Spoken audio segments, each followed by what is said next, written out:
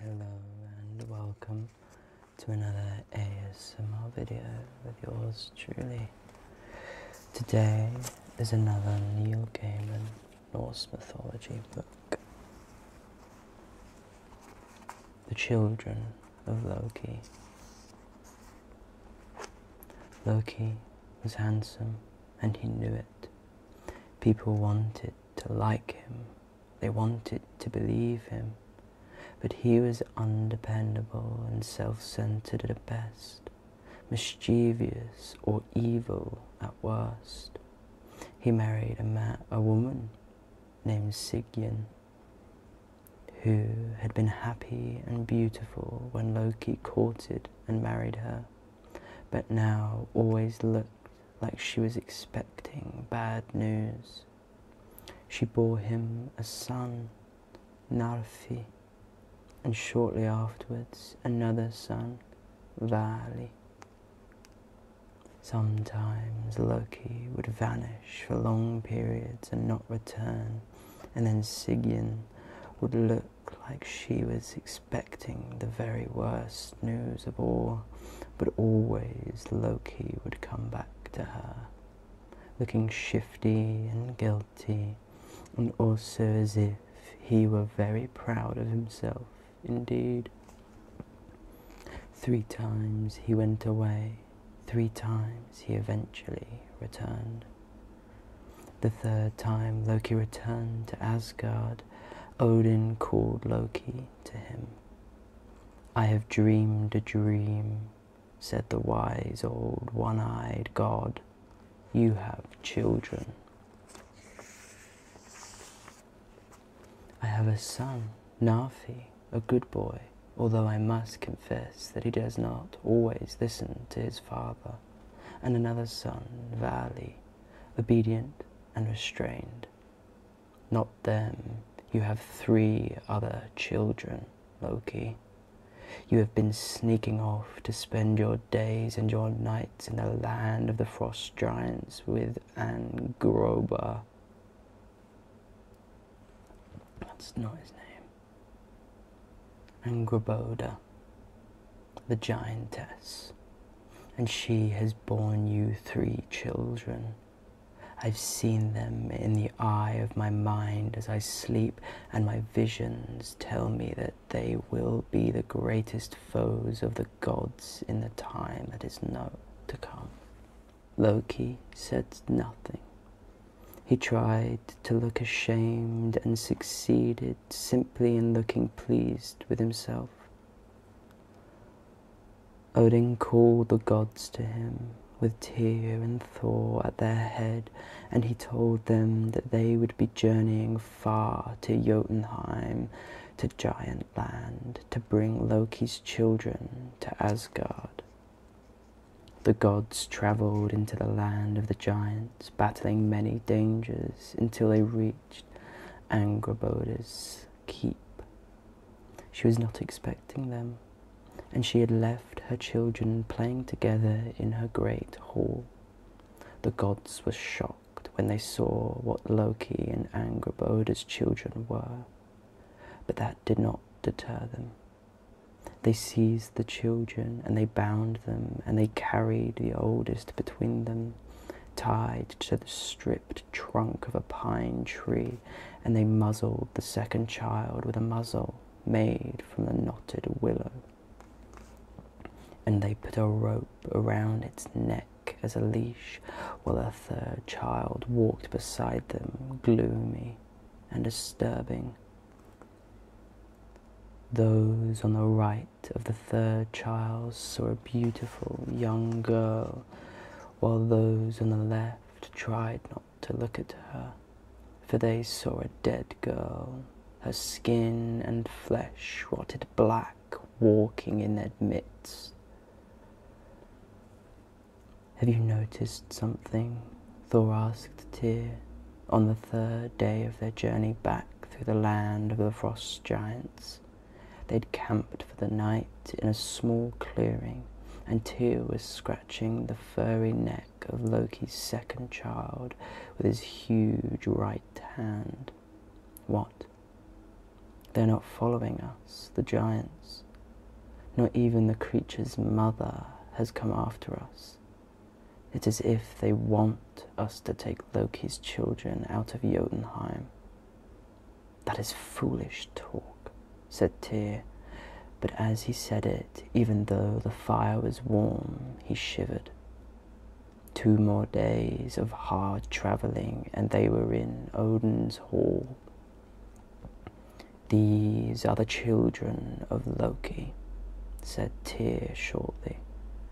The first of Loki's children was tied to a pine tree and was now longer than the pine tree it was tied to.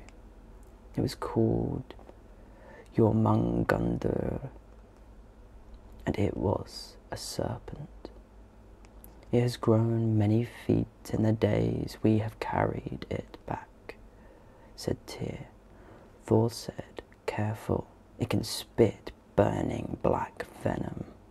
It spat its poison at me, but it missed. That's why we tied its head to the tree like that. It is a child, said Odin. It is still growing. We will send it where it can harm nobody. Odin took the serpent to the shore of the sea that lies beyond all lands, the sea that circles Midgard, and there on the shore he freed Jormungandr and watched it slither and slip beneath the waves and swim away in the loops and curls.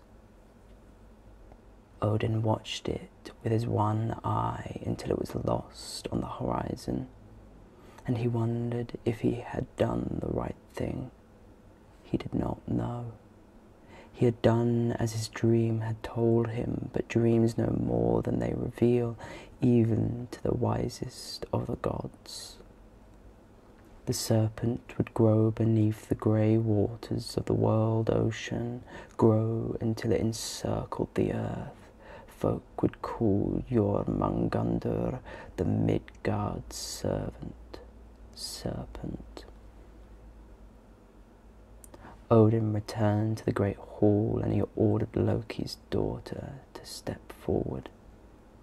He stared at the girl. On the right side of her face, her cheek was pink and white. Her eye was the green of Loki's eyes. Her lips were full and carmine. On the left side of her face, the skin was blotched and straighted, swollen in the bruises of death. Her sightless eye rotted and pale, her lipless mouth wizened and stretched over skull-brown teeth. "What do they call you, girl?" asked the All-Father. "They call me Hel," she said, "if it pleases you, All-Father." "You are a polite child," said Odin. "I'll give you that." Hel said nothing, only looked at him with her single green eye, sharp as an ice chip, and her pallid eye dull and spoiled and dead, and he saw no fear in her. "Are you alive?" he asked the girl, "or are you a corpse?" "I am only myself, Hel, daughter of Angrboda and of Loki," she said, "and I like the dead best of all. They are simple things and they talk to me with respect. The living look at me with revulsion." Odin contemplated the girl, and he remembered his dreams. The Odin said, "This child will be the ruler of the deepest of the dark places, and ruler of the dead of all the 9 worlds. She will be the queen of those poor souls who die in unworthy ways, of disease or of old age, of accidents or in childbirth. Warriors who die in battle will always come to us here in Valhalla, but the dead who die in other ways will be her folk to attend her in her darkness. For the first time since she had been taken from her mother, the girl's hell had smiled with half a mouth. Odin took Hel down to the lightless world, and he showed her the immense hall in which she would receive her subjects, and watched as she named her possessions. I will call my bowl hunger, said Hel. She picked up a knife.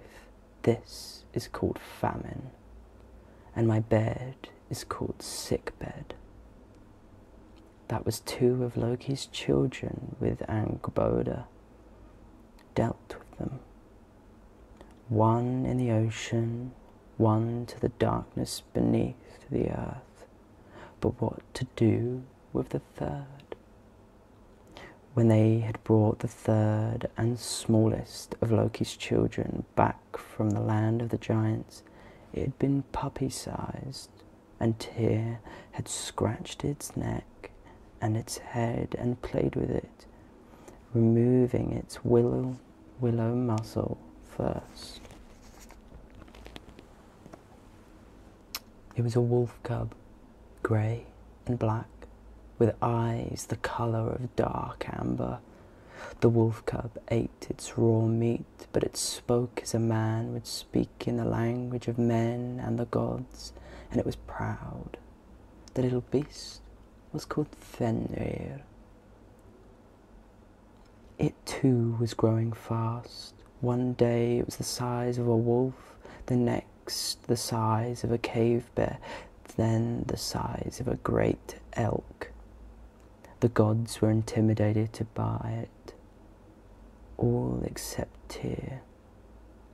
He still played with it and romped with it, and he alone fed the wolf its meat each day. And each day the beast ate more than the day before, and each day it grew, and it became fiercer and stronger. Odin watched the wolf child grow with foreboding, for in his dreams the wolf had been there at the end of everything, and the last things Odin had seen in any of his dreams of the future were the topaz eyes and the sharp white teeth of Fenris wolf. The gods had a council, and resolved at the council that they would bind Fenrir. They crafted heavy chains and shackles in the forges of the gods, and they carried the shackles to Fenrir. Here, said the gods, as if suggesting a new game. You have grown so fast, Fenrir. It is time to test your strength. We have here the heaviest chains and shackles. Do you think you can break them? I think I can, said Fenris wolf. Bind me. The gods wrapped the huge chains around Fenrir and shackled his paws. He awaited motionless while they did this. The gods smiled at each other as they chained the enormous wolf. Now, shouted Thor. Fenrir strained and stretched the muscles of his legs, and the chains snapped like dry twigs. The great wolf howled to the moon, a howl of triumph and joy. I broke your chains, he said. Do not forget this. We will not forget, said the gods. The next day Tyr went to take the wolf his meat. I broke the fetters, said Fenrir. I broke them easily. You did, said Tyr. Do you think they will test me again? I grow and I grow stronger with every day. They will test you again, I would wager my right hand on it, said Tyr. The wolf was still growing, and the gods were in the smithies forging a new set of chains. Each link in the chains was too heavy for a normal man to lift. The metal of the chains was the strongest metal that the gods could find, iron from the earth mixed with iron that had fallen from the sky. They called these chains Dromi. The gods hauled the chains to where Fenrir slept. The wolf opened his eyes. Again, he said, if you can escape from these chains, said the god, then your renown and your strength will be known to all the worlds. Glory will be yours. If chains like this cannot hold you, then your strength will be greater than any of the gods or the giants. Fenrir nodded at this and looked at the chains called Dromi, bigger than any chains had ever been, stronger than the strongest of bonds. There is no glory without danger, said the wolf after some moments. I believe I can break these binds. Chain me up. They chained him. The great wolves stretched and strained, but the chains held. The gods looked at each other, and there was the beginning of triumph in their eyes. But now the huge wolf began to twist and to writhe, to kick out his legs and strain in every muscle and every sinew. His eyes flashed and his teeth flashed and his jaws foamed. He growled as he writhed. He struggled with all his might. The gods moved back involuntarily, and it was good that they did so, for the chains fractured and then broke with such violence that the pieces were thrown far into the air, and for years to come the gods would find lumps of shattered shackles embedded in the sides of huge trees or the side of a mountain. Yes, shouted Fenrir, and howled in his victory like the wolf and man he is. The gods who had watched the struggle did not seem, the wolf observed, to delight in his victory. Not even Tyr, Fenrir's Loki child, brooded on this and on other matters, and Fenrir's grew hunger, and Fenrir's wolf grew huger and hungrier with every day that passed. Odin brooded, and he pondered, and he thought. All the wisdom of Mimir as well was his, and the wisdom he had gained from hanging from the world tree, a sacrifice to himself. At last he called the light elf Skirnir, Frey's messenger, to his side, and he described the chain called Gleipnir. Skirnir rode his horse across the rainbow bridge to Svartalheim with instructions to the dwarves for how to create a chain unlike anything ever made before. The dwarves listened to Skirnir describe this commission, and they shivered, and they named their price. Skirnir agreed, as he had been instructed to do by Odin. Although the dwarves' price was high, the dwarves gathered their ingredients they would need to make Gleipnir. These were the 6 things the dwarves gathered.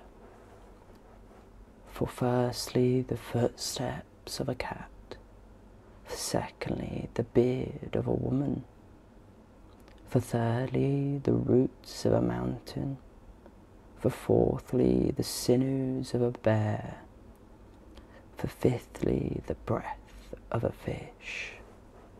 For sixth and lastly, the spittle of a bird. Each of these things was used to make Gleipnir. You say you have not seen these things? Of course you have not. The dwarves used them in their crafting.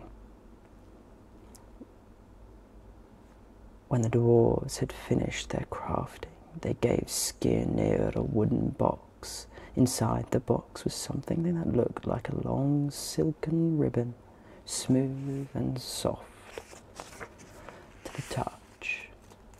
It was almost transparent and weighed next to nothing. Skirnir rode back to Asgard with his box at his side. He arrived late in the evening, after the sun had set. He showed the gods what he had brought back from the workshop of the dwarves, and they were amazed to see it. The gods went together to the shores of the Black Lake, and they called Fenrir by name. He came at a run, as a dog will come when it is called, and the gods marveled to see how big he was and how powerful. "What's happening?" asked the wolf. "We have obtained the strongest bond of all," they told him. "Not even you will be able to break it." The wolf puffed himself up. "I can burst any chains," he told them proudly. Odin opened up his hands to display Gleipnir. It shimmered in the moonlight. "That," said the wolf, "that is nothing." The gods pulled on it to show him how strong it was. "We cannot break it," they told him. The wolf squinted at the silken band that they held between them, glimmering like a snail's trail or the moonlights of the waves, and he turned away uninterested. "No," he said.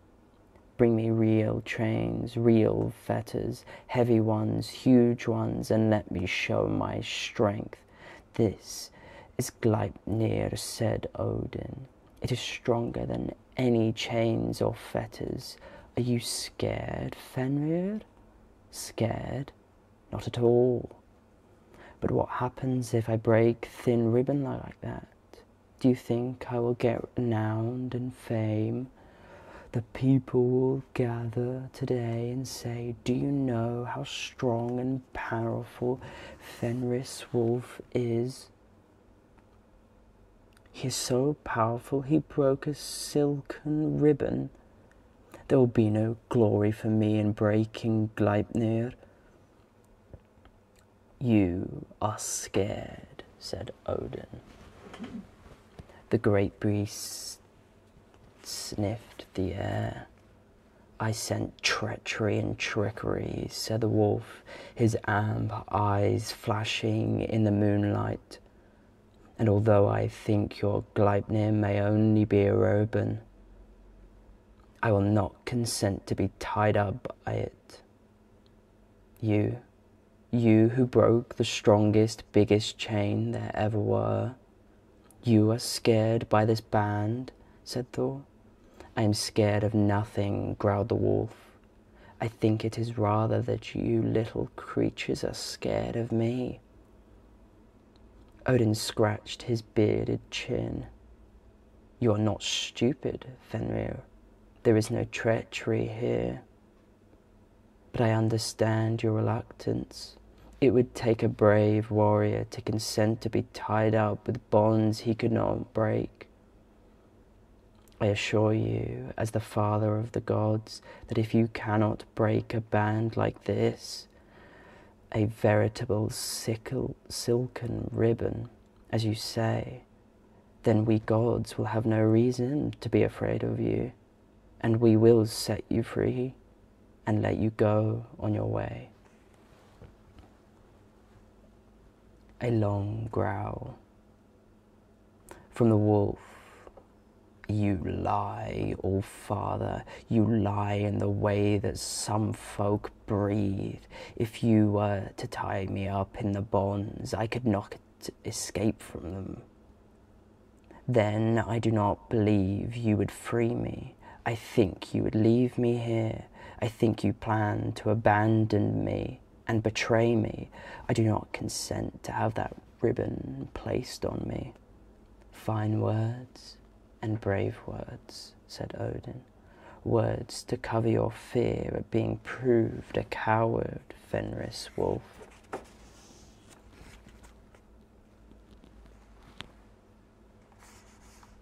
You are afraid to be tied with this silken ribbon. No need for more explanations. The wolf's tongue lolled from his mouth, and he laughed when showing sharp teeth, each the size of a man's arm. Rather than question my courage, I challenge you to prove there is no treachery planned. You can tie me up if one of you will place his hand on my mouth. I will gently close my teeth upon it, but I will not bite down. If there is no treachery afoot, I will open my mouth when I have escaped the ribbon, or when you have freed me, and his hand will be unharmed. There, I swear, if I have a hand in my mouth, you can tie me with your ribbon. So, whose hand will it be?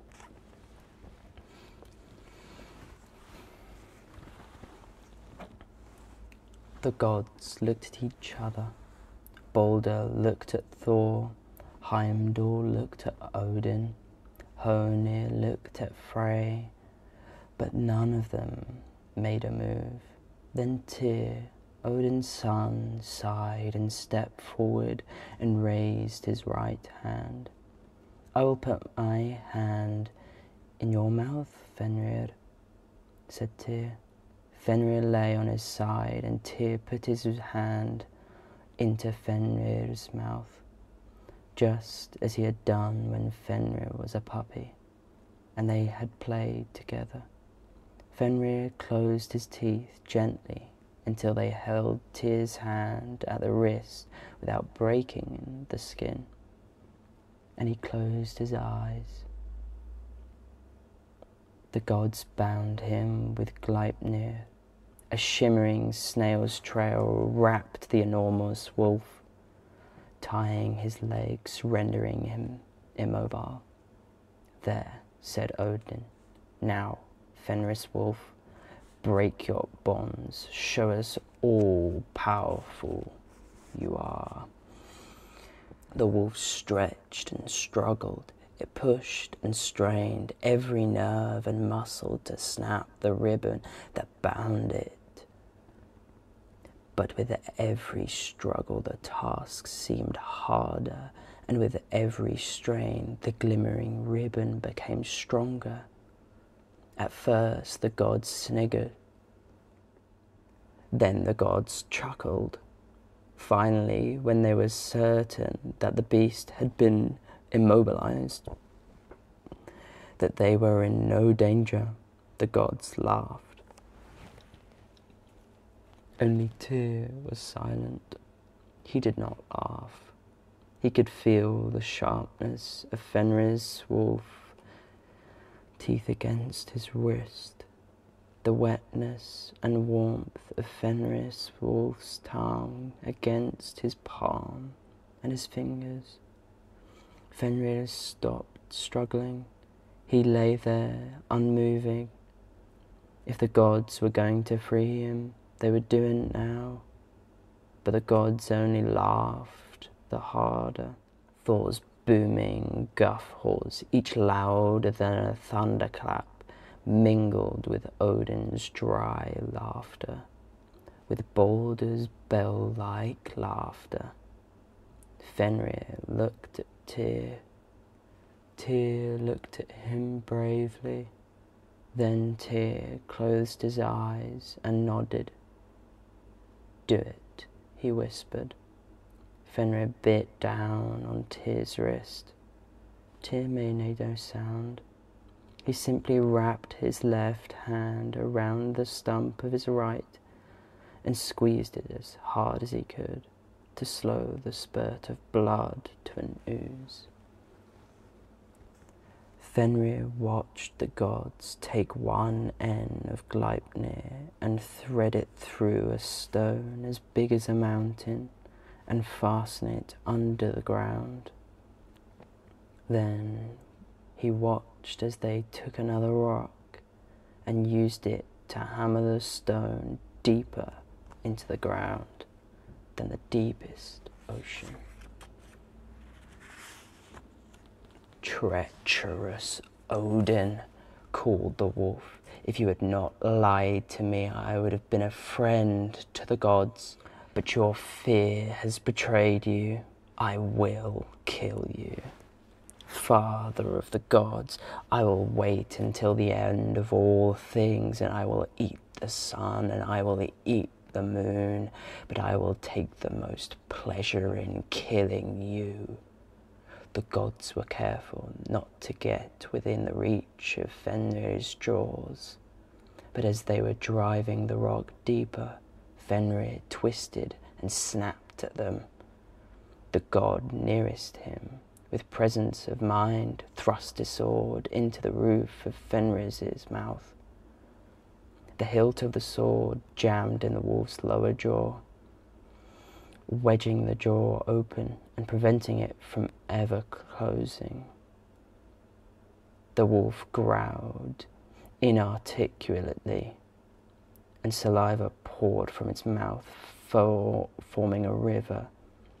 If you did not know it was a wolf, you might have thought it was a small mountain with a river flowing from a cave mouth. The gods left at that place, where the river of saliva flowed down into the dark lake, and they did not speak. But once they were far enough away, they laughed some more and clapped each other on the back and smiled the huge smile of those who believed they had done something very clever indeed. Tyr did not smile, and he did not laugh. He bound the stump of his wrist tightly with a cloth, and he walked beside the god back to Asgard, and he kept his own counsel. These, then, were the children of Loki.